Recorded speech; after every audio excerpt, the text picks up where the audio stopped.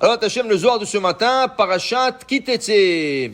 Tanya, be'arba tekufim de shata, kala itpasak, vidinim itarim, vetshuva talia aditatkan. Il dit ici 4 périodes dans l'année, oui, il y a la voix céleste qui s'arrête et la rigueur qui commence à monter dans le monde et la tchouva est suspendue. Et pourquoi pourquoi est-ce que la rigueur monte dans le monde? Karuza, Kare, Veletman, Daishgar, Vitar. Des fois, à Kosh Baruch il envoie des messages sur terre, il y a des gens qui ne font pas attention. Okay?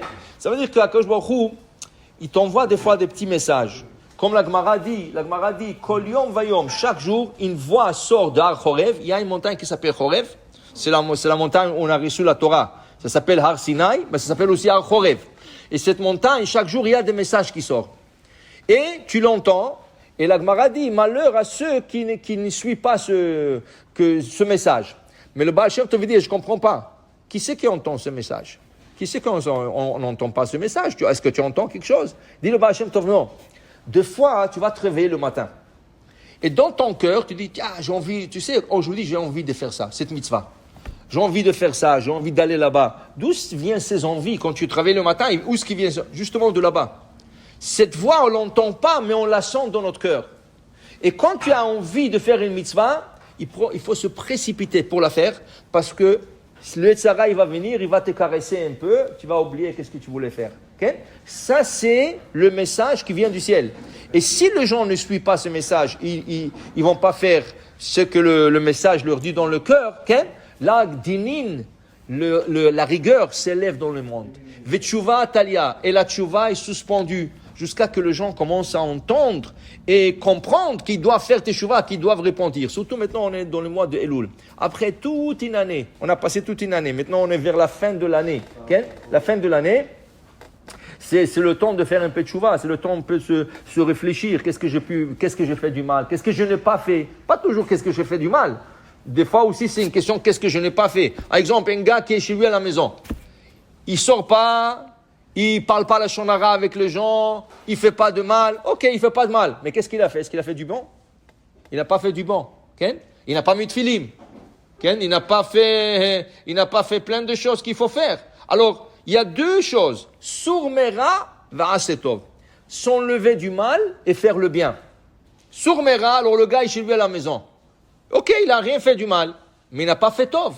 Il n'a pas fait du bien. Le bien, c'est de mettre les tefillim. Alors, c'est comme quelqu'un, Shabbat, il rentre dans le lit, il sort pas. Du vendredi soir jusqu'à samedi soir, il sort pas du lit. Celui-là, il n'a fait aucun mal. Il avait même la chance de rien faire de mal. Okay? Mais, il n'a pas fait la prière de Shabbat. Il n'a pas fait les soudas de Shabbat. Okay? Il n'a pas fait plein de choses. Alors, il s'est enlevé du mal, mais il n'a pas fait du bien. Alors c'est ça, c'est pas toujours quand on dit de faire tchouva, les gens disent « Ah non, moi je suis bien, moi je vole pas, moi je tue pas, moi je parle pas la shonara. » C'est très bien, c'est excellent, mais est-ce que tu fais du bien aussi? Est-ce que tu fais du bien? C'est ça, il faut voir. Surmera va'asetov, fais aussi le bien. Alors c'est pour ça que ce message, il vient, et des fois tu as envie, tu sais quoi, aujourd'hui je vais aller à la synagogue, tu sais quoi, aujourd'hui je vais faire la prière, tu sais quoi, aujourd'hui je vais aller écouter un cours de Torah. Ces messages qui viennent dans ton cœur, il faut le suivre. Des fois tu as de l'intuition. Les gens l'appellent l'intuition. Ah, j'aurais dû écouter, comme dans ton cœur, tu veux acheter quelque chose, et à la fin tu l'as pas acheté. Et après, c'est devenu une mine d'or. Ah, j'aurais dû l'acheter. Mais Hachem t'envoie ce message. C'est Hachem qui t'envoie. Tu l'as raté. Okay? Et après, tu t'en veux. Ah, j'aurais dû l'acheter, j'aurais dû le faire, tu comprends? La même chose pour le mitzvot. Quand Hachem t'envoie un message d'aller écouter un cours de Torah, de faire le tefilim, de faire le Shabbat, de faire ça, c'est des messages que tu as dans le cœur, il faut suivre. Parce qu'après, tu vas le regretter. Alors, dit le Zohar, combien c'est important de suivre ces messages. Vim yetuvun yetuv. Et si il fait teshuvah, oui, alors maintenant il emmène l'abondance dans ce monde et il crie le Zohar, il crie bet brai.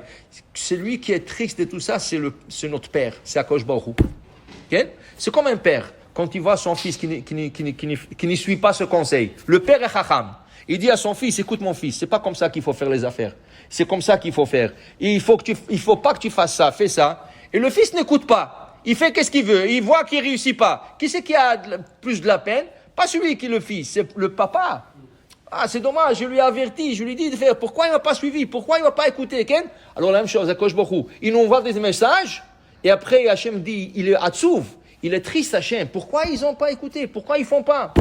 Alors ça, ces messages-là, il faut le capter. Il faut le capter, il faut comprendre, et il faut aussi suivre et faire. Baruch Adonai Le'olam. Amen, ve amen. Rabbi